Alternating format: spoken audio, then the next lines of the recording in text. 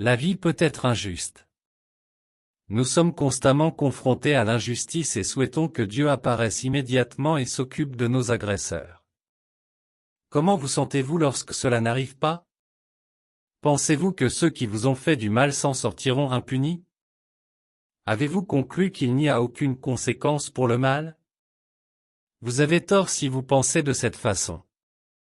Dieu traite en effet ceux qui vous font du mal. Il n'épargne aucun acte de méchanceté, même si vous avez l'impression qu'il observe en silence et ignore votre appel à la vengeance. Il prend note de tous les détails et y reviendra au bon moment. Vous voulez savoir comment?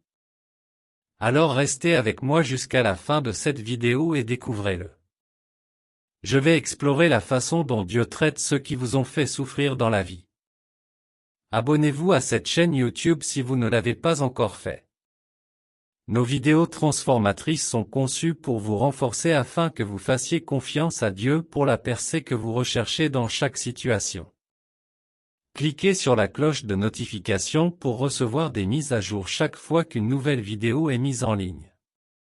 Bien-aimé, que sais-tu de la méthode de jugement de Dieu? Penses-tu qu'il frappe avec le feu ou qu'il permette aux coupables de se déplacer librement? Peut-être as-tu supplié Dieu de te venger. Tu es blessé et tout ce que tu veux, c'est que les coupables ressentent un peu ce qu'ils t'ont causé. Tu veux qu'ils ressentent la douleur qu'ils t'ont infligée et qu'ils souffrent de la même manière que toi. Tu n'as pas tort si tu ressens cela, car même la Bible dit que chacun récoltera ce qu'il a semé. Détends-toi, Dieu ne te laissera pas faire. Il ne te permettra pas de subir toute cette douleur pour rien. Il a déclaré dans sa parole, selon Jérémie 51, 36, qui dit, « C'est pourquoi ainsi parle l'Éternel, voici, je défendrai ta cause et je te vengerai, je dessécherai sa mer et je tarirai ses sources. » Bien-aimé, tu n'as aucune idée de ce que Dieu a prévu de faire à ceux qui te font du mal. Ne vous laissez pas aller à la dépression parce que vous avez l'impression que vos bourreaux sont en train de gagner et que Dieu reste silencieux. Ils se portent peut-être bien pour le moment, mais leur fin ne tardera pas à arriver. Si vous vous posez de nombreuses questions et vous vous demandez si Dieu interviendra un jour dans votre situation, voici votre réponse, Dieu combattra pour vous. Cependant, il y a un petit hic, Dieu ne répond pas aussi rapidement que vous le souhaiteriez. Il ne se présentera pas à l'endroit exact où votre bien-aimé a été assassiné et a mis le feu à la personne responsable. Il ne se présentera pas là où votre ami a terni votre image et convaincu les personnes impliquées que vous êtes innocent.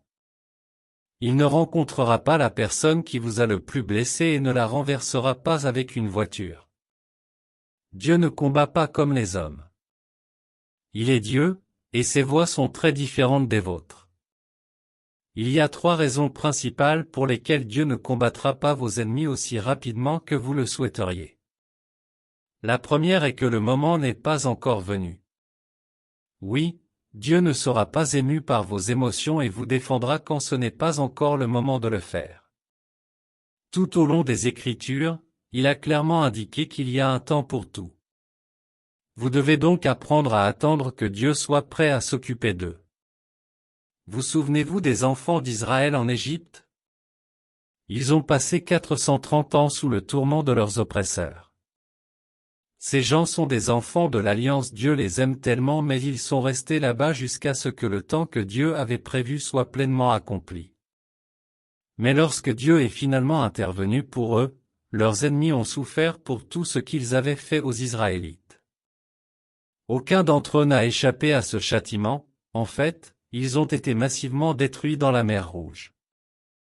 Si vous pouvez attendre la vengeance de Dieu, vous serez aussi comme les Israélites qui n'ont plus jamais revu les Égyptiens parce qu'ils ont été engloutis dans la mer Rouge. Soyez patients, Dieu traitera ceux qui vous ont fait du mal au bon moment. La deuxième raison pour laquelle Dieu ne combat pas vos ennemis aussi rapidement que vous le souhaiteriez est sa miséricorde envers eux. Même si vous pouvez être blessé, Dieu préfère quand même que celui qui vous a fait du mal se repente. Il vous consolera et vous compensera pour toute votre douleur, mais il veut quand même qu'il change de cœur. Dieu donne généralement à ceux qui vous ont fait du mal le temps de se repentir, mais s'ils ne le font pas, il les punira. C'est pourquoi la plupart du temps, ceux qui vous ont offensé reviendront pour demander votre pardon. Cela signifie qu'ils se sont repentis et que Dieu leur a pardonné, alors vous devriez aussi pardonner. Mais s'il semble qu'ils ne reconnaissent pas leur faute ou qu'ils reviennent sans cesse pour vous faire du mal, ne vous inquiétez pas, leur punition arrive.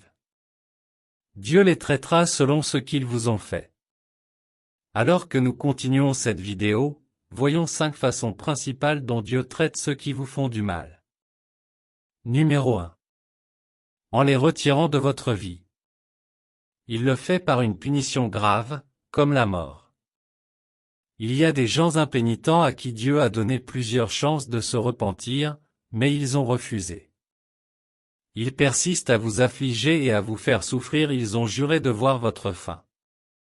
Sinon, ils ne vous laisseront pas tranquille. Ne vous inquiétez pas, Dieu ne leur permettra pas de réussir. Nous avons vu comment il est intervenu pour les enfants d'Israël. Ils ont enduré toutes sortes de tourments, y compris le massacre massif d'enfants mineurs. Les Égyptiens voulaient éradiquer toute trace des Israélites, mais ils en sont arrivés au point où Dieu a dit, « C'est assez ». Il leur avait donné suffisamment d'avertissements, mais ils n'ont pas écouté, alors ils ont été engloutis dans la mer Rouge. Qu'en est-il du roi Saül, qui était déterminé à ôter la vie à David? Dieu savait qu'il n'arrêterait pas d'attaquer David tant qu'il serait en vie, alors il a permis à ses ennemis de le tuer sur le champ de bataille. Dieu ne te laissera pas endurer autant de souffrances aux mains de tes ennemis. Son jugement est aussi féroce que la mort. Il a créé l'enfer pour le diable et ses agents, qui sont les méchants impénitents. C'est la preuve qu'aucun méchant n'échappera au jugement de Dieu. Chacun rendra compte de ce qu'il a fait, et il sera jugé en conséquence. Même si ceux qui t'ont blessé ne sont pas morts, ils détournent complètement leur attention de toi ou t'éloignent d'eux pour qu'ils n'aient plus accès à toi. Certaines personnes ont juré sur la Bible de ne jamais manger ni boire avant d'avoir tué l'apôtre Paul. Ils se sont soumis à tant de souffrances juste pour blesser une personne innocente, mais au final, ils ne l'ont pas tué. Seul Dieu sait ce qui leur est arrivé à la fin. Dieu a un moyen de te séparer de ceux qui te blessent. Il leur infligera une grande douleur jusqu'à ce qu'ils réalisent le mal qu'ils vous ont causé. Cette douleur les empêchera de penser à vous faire du mal ou à quelqu'un d'autre. C'est ainsi que Dieu les traite. Deuxièmement, en provoquant une bagarre entre vos ennemis. Cela se produit généralement lorsqu'un groupe de personnes se ligue contre vous. Vous devez comprendre que tout ennemi que vous avez a un partisan que vous ne connaissez pas. Imaginez Ésaü pensant que Jacob était son seul ennemi. Il voyait Jacob comme la personne qui lui avait volé son droit d'aînesse et la même personne qui lui avait volé sa bénédiction. Mais ce qu'il ne savait pas, c'est que sa mère le soutenait depuis le début. Bien-aimé, il y a quelqu'un qui renforce constamment cette personne qui s'est opposée à vous. Il est intéressant de noter que cette personne est très proche et chère à votre cœur. Ainsi, lorsqu'il s'agit de conspiration ou d'un groupe de personnes qui vous attaquent, Dieu s'en occupera en provoquant des conflits entre eux afin qu'ils ne se concentrent plus sur vous. Un exemple de cela s'est produit dans la Bible lorsque 3 nations ont conspiré contre la nation de Juda. Josaphat, le roi de Juda, a couru vers Dieu en prière, et Dieu est intervenu. Alors qu'ils étaient en route vers le champ de bataille, ils ont été amenés à louer Dieu. Ce qui s'est passé ensuite vous étonnerait. 2 Chroniques 20, 22-23 nous dit, au moment où ils se mirent à chanter et à célébrer leur louange, l'Éternel plaça une embuscade contre les Ammonites, les Moabites et les habitants de la montagne de Séhir, qui envahissaient Juda. Les Ammonites et les Moabites se soulevèrent contre les habitants de la montagne de Séhir pour les détruire et les anéantir. Après avoir massacré les habitants de Séhir, ils s'entraidèrent. Vous voyez cela? Ces nations qui avaient conspiré contre Juda se sont ensuite affrontées et se sont détruites. Dieu savait que Juda ne pouvait pas les vaincre avec son armée et ses armes limitées, alors il a provoqué des conflits et les a fait s'entretuer. Dieu comprend que vous êtes impuissant entre les mains de ses ennemis. Il sait combien vous avez souffert et comprend que vous ne pourrez pas leur rendre la pareille. Il s'en occupera en provoquant un combat entre eux. Vous serez surpris de voir que les mêmes personnes qui ont tourmenté votre vie se battent maintenant entre elles. Ils vous rapporteront même le mauvais comportement de l'autre. Dans le pire des cas, ils viendront vous demander conseil sur la façon de régler le problème entre eux. Souvenez-vous de toujours garder le silence lorsqu'une telle chose se produit. Dieu est dans les coulisses et se bat pour vous, et vous devez garder la paix. Laissez-les se tourmenter les uns les autres comme ils vous ont tourmenté collectivement. Numéro 3, en retournant leur plan contre eux. Cela signifie que lorsqu'ils prévoient de vous faire du mal, c'est eux qui finissent par être blessés à la place. N'est-ce pas incroyable? Imaginez que quelqu'un ajoute du poison à votre boisson et finisse par boire la même boisson empoisonnée. C'est la prière de presque tout le monde, et oui, cela arrive. La Bible nous raconte l'histoire de Mardochée, un Hébreu qui s'est retrouvé dans le pays de Perse. Malheureusement pour lui, il s'est retrouvé dans les mauvais livres d'Aman, un homme méchant. Le respect de Mardochée pour Dieu ne lui permettait pas de s'incliner devant Aman, comme le ferait tout autre garde du palais. Cela provoqua des conflits entre eux, et Aman jura de punir non seulement lui mais tout son peuple. Dieu ne permit pas que ce plan se réalise. Il renversa les tables, et Aman et son peuple furent détruits à la place de Mardochée. La même potence qu'Aman avait dressée pour pendre Mardochée fut utilisée pour le pendre. Dieu a une façon de pousser vos ennemis dans le même piège qu'il vous a tendu. Alors qu'ils pensent qu'ils gagnent et s'attendent à ce que vous continuiez à souffrir, ils ne savent pas que leur complot retombera sur eux plus tard. La même chose est arrivée à ceux qui avaient prévu de jeter Daniel dans la fosse aux lions. Ils pensaient l'avoir vaincu, mais ils ont pris sa place tandis que Daniel en est sorti indemne. Numéro 4. Dieu te guérira de toutes les souffrances que tes ennemis t'ont causées et leur infligera la même souffrance. Ils tomberont dans le même piège qu'ils t'ont tendu, et tu seras libéré de leur emprise. Tous ceux en qui tu as eu confiance mais qui ont secrètement comploté ta chute tomberont à ta place. C'est ainsi que Dieu veut traiter ceux qui te font du mal. La quatrième façon dont Dieu traite ceux qui te font du mal est d'apporter la paix entre vous deux. Êtes-vous surpris? Vous ne devriez pas l'être, car c'est ce que vous vivrez la plupart du temps. La vérité est que Dieu ne trouve plaisir à blesser personne.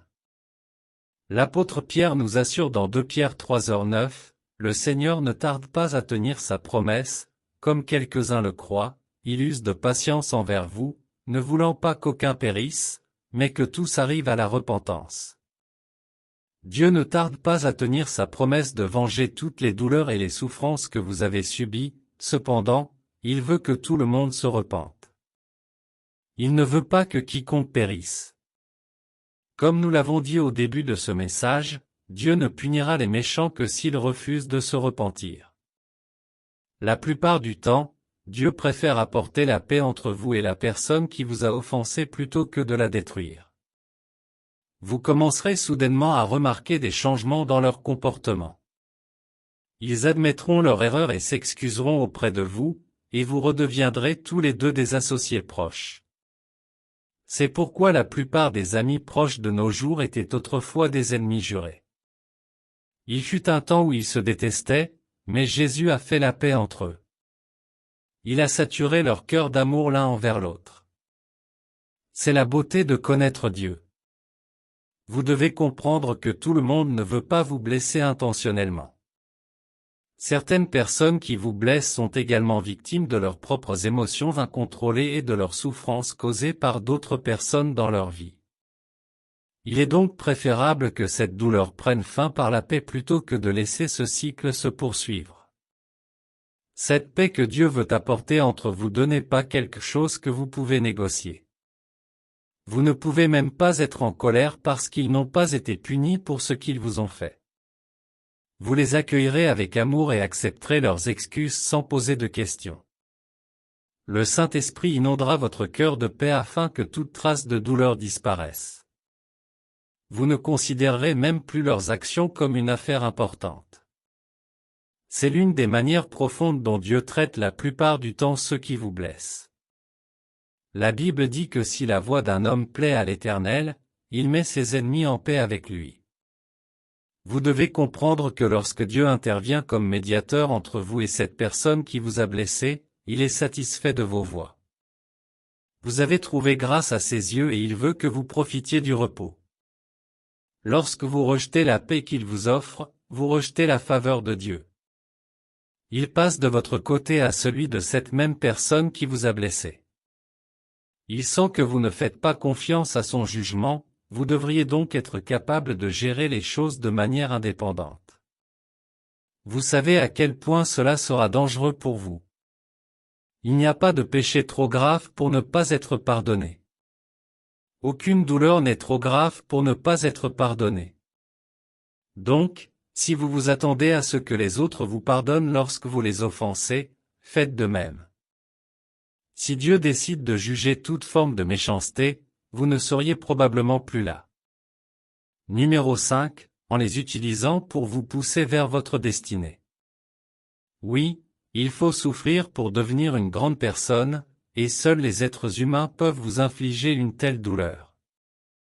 Vous ressentirez davantage de ces douleurs de la part de vos proches, de ceux en qui vous aviez confiance et qui pensaient qu'ils ne pourraient jamais vous faire de mal. Dieu utilise de telles expériences pour vous révéler la vraie nature de l'homme. C'est une formation que vous devez suivre pour devenir un être humain de valeur. Regardez la vie de Joseph. Il n'était qu'un jeune garçon innocent, aimé et chéri par son père. Malheureusement, l'inverse était le cas pour ses frères. Ils le haïssaient au point de planifier son assassinat.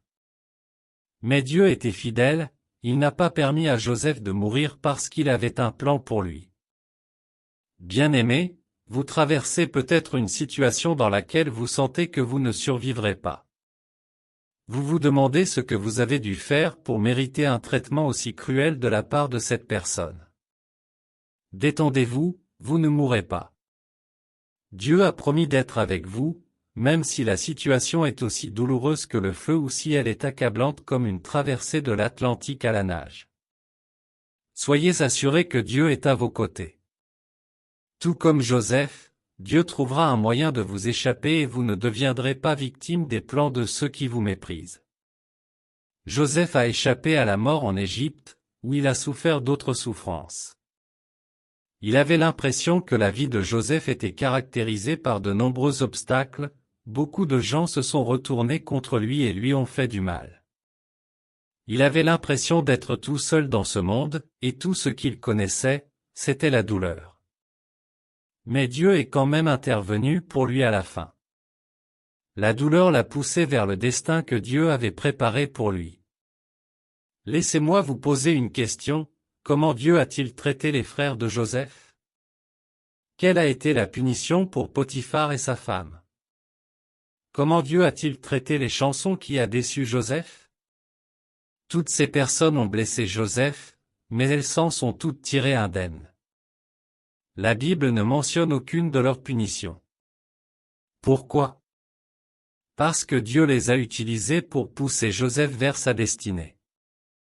En y réfléchissant bien, comment Joseph aurait-il pu se rendre en Égypte si ses frères ne l'avaient pas haï au point de le vendre? Comment Joseph aurait-il pu se rendre en prison et voir les chansons si la femme de Potiphar ne l'avait pas accusé à tort? Comment Joseph aurait-il pu interpréter le rêve de Pharaon et être couronné premier ministre d'Égypte si les chansons du roi avaient tendu la main pour le sauver de prison comme il l'avait promis? Joseph aurait probablement couru vers son père avant que son destin ne se dévoile. Avez-vous vu comment chaque étape de la souffrance de Joseph s'alignait sur le dessein de Dieu pour sa vie? Parfois, vous devez remercier ceux qui vous ont blessé. Oui, ils sont l'inspiration dont vous avez besoin pour passer au niveau supérieur. Si vous ne luttez pas pour être libre, vous resterez à jamais dans vos chaînes.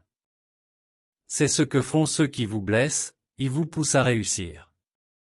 Imaginez que vous cherchez de l'aide pour un être cher qui est alité et presque mourant.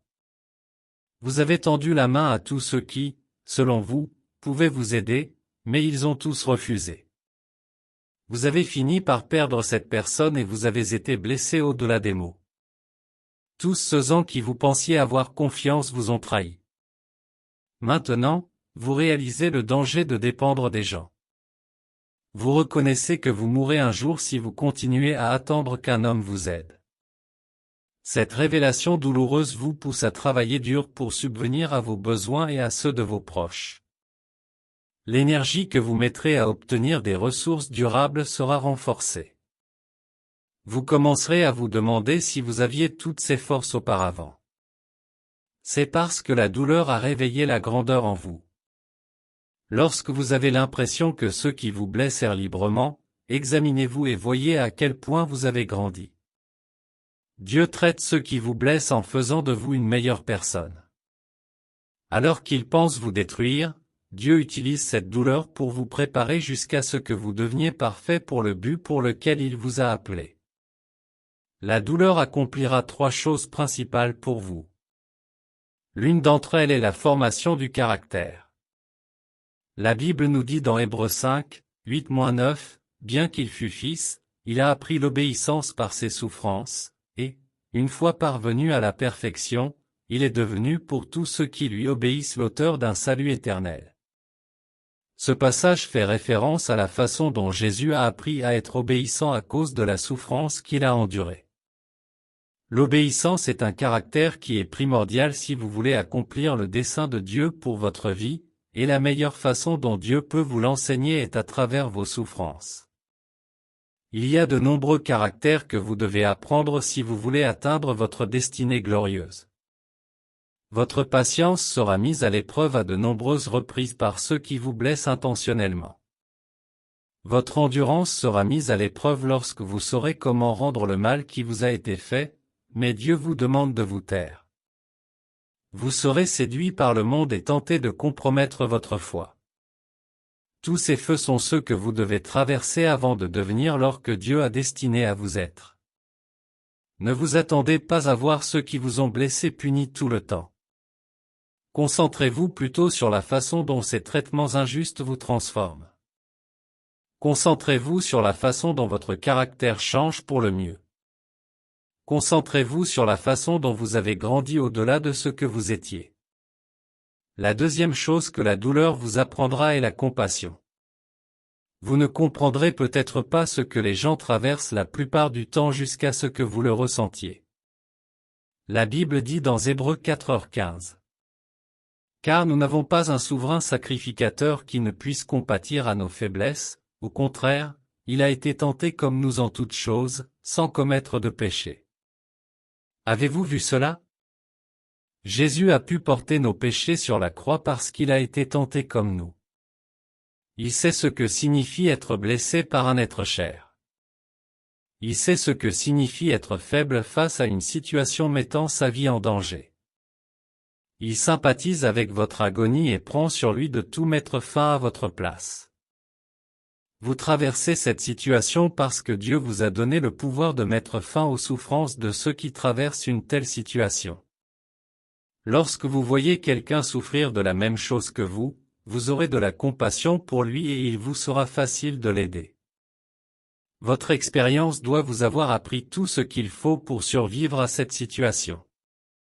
C'est pourquoi vous devez essayer autant que possible de surmonter chaque situation difficile à laquelle vous faites face et d'enseigner aux autres comment la surmonter. Et quelle est la meilleure façon de surmonter cela? C'est de permettre à Dieu de s'occuper de ceux qui vous blessent. Lorsque votre douleur vous enseigne la compassion, elle vous redirige vers le but principal de votre existence. En plus d'affiner votre caractère et de vous enseigner la compassion, la troisième chose que la douleur fera pour vous est de vous transmettre la sagesse et la connaissance. Comme on dit, l'expérience vous enseigne ce que personne d'autre ne peut vous enseigner. Il y a des leçons de vie stratégiques que vous apprendrez lorsque vous êtes blessé et que vous ne pouvez pas apprendre ailleurs. Ce que vos parents, vos mentors et vos amis ont essayé de vous dire, mais que vous avez ignoré, la douleur vous forcera à l'apprendre à la dure. Votre douleur est la motivation et l'inspiration dont vous avez besoin pour vivre la vie de vos rêves. Si vos douleurs ne vous construisent pas, vous ne les gérez pas comme vous le devriez. Et je vais vous dire pourquoi. La première raison est que vous vous complaisez toujours dans l'amertume. Vous ne voulez pas lâcher prise. Vous insistez pour venger cet ennemi au lieu de vous concentrer sur la croissance. Écoutez, bien-aimé, même si Dieu veut s'occuper de la personne qui vous a fait le plus cruellement mal, vous devez apprendre à ne pas intervenir. Si Dieu mène vos batailles à votre place, vous ne devez que vous taire. La meilleure façon de garder la paix est de quitter le champ de bataille.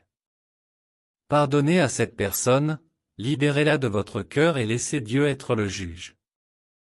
N'essayez jamais de demander justice selon vos propres conditions. Vous vous battez contre l'autorité de Dieu si vous cherchez à vous venger par vous-même. De plus, vous êtes humain et les émotions obscurcissent également votre système judiciaire. Si vous voulez que Dieu s'occupe de ceux qui vous ont fait du mal, soyez le premier à leur pardonner sincèrement, même sans qu'ils s'excusent. Vous serez surpris de la façon dont Dieu gérera cette situation. Bien-aimé, Dieu voit toutes les injustices qui vous sont faites. Et en tant que Père qui vous chérit tant, il ne permettra pas que vous soyez consumés par ces douleurs. À un moment donné, on avait l'impression que David n'échapperait jamais au plan diabolique de Saül pour le tuer, mais il a fini par s'échapper. Il a eu tant d'occasions de tuer Saül, mais il a choisi de le livrer à Dieu à la place. Faites la même chose aujourd'hui en livrant ceux qui vous ont blessés à Dieu et voyez comment Dieu les traitera. Faites confiance au jugement de Dieu car il se terminera toujours en votre faveur. Prions. Dieu fidèle, je t'apprécie pour tout ce que tu as fait pour moi. Merci de m'avoir assuré que tu connais toutes mes situations difficiles et que tu traiteras ceux qui m'ont blessé. Je remets tous les fardeaux de douleur que je porte entre tes mains aujourd'hui et je te demande de prendre le relais. Venge mon cas de la manière qui te plaît. Je sais que tout ce que j'ai toujours voulu, c'était voir ceux qui m'ont blessé souffrir des conséquences de leurs actes. Je voulais qu'ils aient un avant-goût de ce qu'ils m'ont fait subir. Mais pour l'instant, je vais te laisser les gérer à la place, gère-les selon ta volonté. Je pardonne à tous ceux qui m'ont blessé du plus profond de mon cœur. Je laisse tomber pour que ton nom puisse être glorifié. Je reconnais que je ne suis pas parfait et que j'ai péché contre toi, alors je te demande aussi d'avoir pitié de ma vie. Pardonne-moi, pardonne à mes ennemis et donne-moi du repos de cette douleur. Je laisse aller toute la colère et l'amertume de mon cœur et je prie pour que tu me donnes du repos. Cette douleur m'accable depuis longtemps maintenant et je veux du soulagement. Jésus, viens à mon secours alors que je pardonne à ceux qui m'ont blessé. Désormais, Seigneur, tu as dit que je ne peux être purifié qu'en passant par le feu.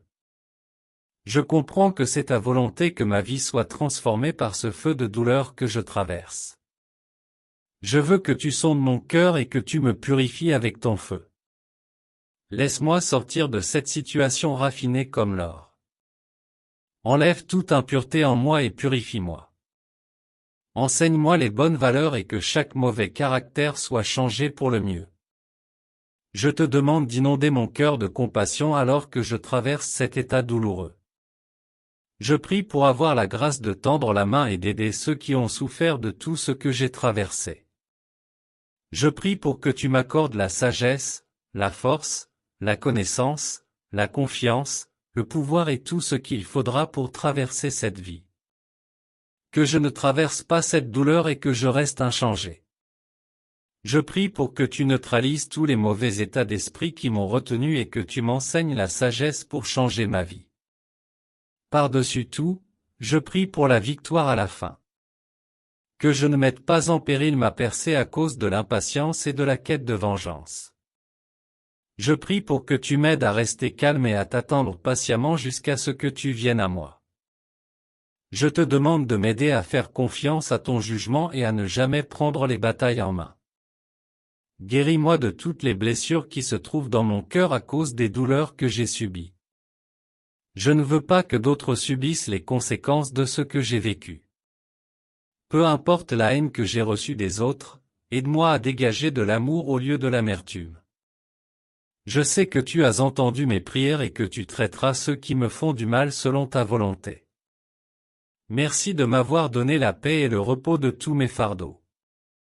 J'attends les réponses à mes prières très bientôt, car voici ma confiance, tout ce que je te demanderai sera fait selon ta volonté pour moi. Merci d'avoir perfectionné tout ce qui me concerne aujourd'hui, au nom très juste de Jésus, je prie. Amen. Merci d'avoir regardé cette vidéo jusqu'à la fin. Ne partez pas sans vous abonner à notre chaîne YouTube si vous ne l'avez pas déjà fait. Aimez et partagez nos vidéos avec vos amis et vos proches. Que la paix de notre Seigneur Jésus-Christ demeure avec vous maintenant et pour toujours. Amen.